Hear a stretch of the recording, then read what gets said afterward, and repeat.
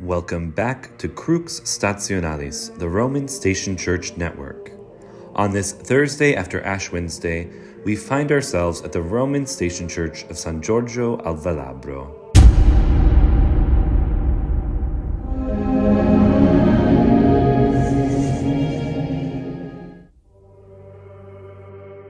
Today's Roman Station Church is dedicated to St. George.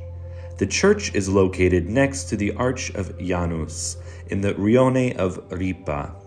In the ancient Roman Velabrum, the name of the low valley where the church sits, at the foot of the Capitoline and the Palatine hills. For those of you who don't know Rome that well, it's near the area of the Roman Forum. The first religious building attested in the place of the current basilica was a diaconia, funded by Pope Gregory the Great, commonly known as Pope St. Gregory the Great. A diaconia is a church originally administered by a deacon as a center for charitable works. We see along the wall placards noting the eminent cardinals who have been cardinal deacons of San Giorgio al Velabro.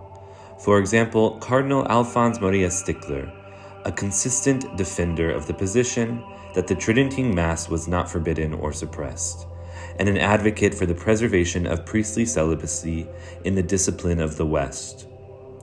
It is the patrimony of the traditional liturgy whence comes this very Roman Station Church pilgrim itinerary.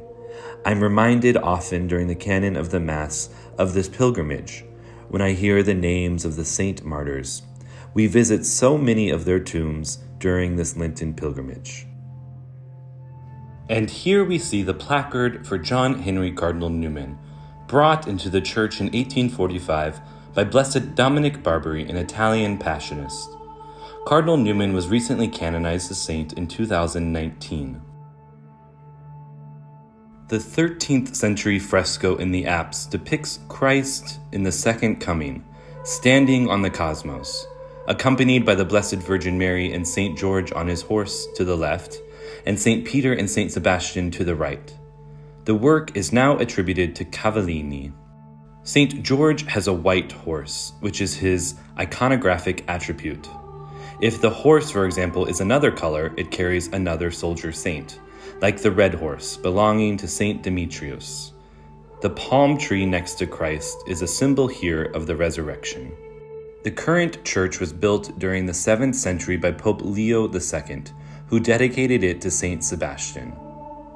The church's plan is irregular, indeed slightly trapezoidal, as a result of the frequent additions to the building.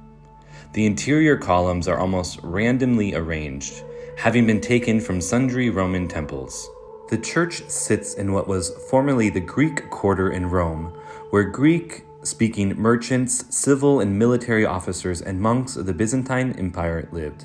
The nearby Santa Maria in Cosmatesque, for example, was known as In Scola Greca at the time. Pope Zachary, who was of Greek origin, moved the relic of St. George to here from Cappadocia, so that this saint had a church dedicated in his honor in the West, something quite unique in the 8th century, well before the spread of his veneration with the return of the Crusaders from the East.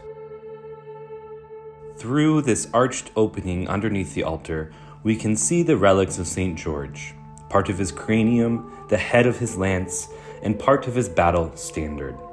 This sort of tile decoration is called Cosmatesque. The Cosmatesque style, this style of geometric decorative inlay stonework, takes its name from the family of the Cosmati, which flourished in Rome during the 12th and 13th centuries and practiced the art of mosaic. The Cosmati's work is peculiar in that it consists of glass mosaic in combination with marble. Although the Cosmati of 12th century Rome are the eponymous craftsmen of the style, they do not seem to have been the first to develop the art. A similar style may be seen in the pavement of the Benedictine Abbey of Monte Cassino, built from the years 1066 to 1071. Using workers from Constantinople, making it likely that the geometric style was heavily influenced by Byzantine floor mosaics. However, the technique is distinct from Cosmati floors, which are made from various shapes and sizes of stone, a property quite different from the opus tessellatum mosaics, in which the patterns are made from small units, which are all the same size and shape. The stone used by the Cosmatesque artists were often salvaged material, upcycling from the ruins of ancient Roman buildings, the large roundels being the carefully cut cross-sections of Roman columns. Although built in the 7th century, what we see now in the church is the result of heavy restorations done in the 1920s. The Superintendent of Monuments of Rome completed a more radical restoration program with the aim of restoring the building's medieval character and freeing it from later additions. This was done by returning the floor to its original level, and so exposing the column bases, reopening the ancient windows that gave light to the central nave, restoring the apse, and generally removing numerous accretions from the other most recent restorations.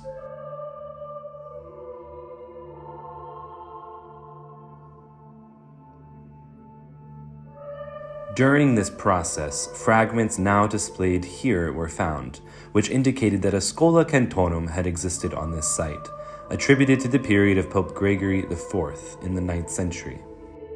We saw an example of a scola cantorum yesterday at Santa Sabina, and we will see a future one at San Clemente.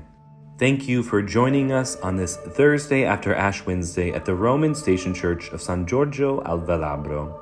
Please share this video with your family and friends, and don't forget to subscribe and turn on that notification bell so you don't miss a beat of this Roman Station Church Lenten pilgrimage itinerary. I'm Jacob with Crux Stationalis. Thank you for watching, and we will see you tomorrow at Santi Giovanni e Paolo.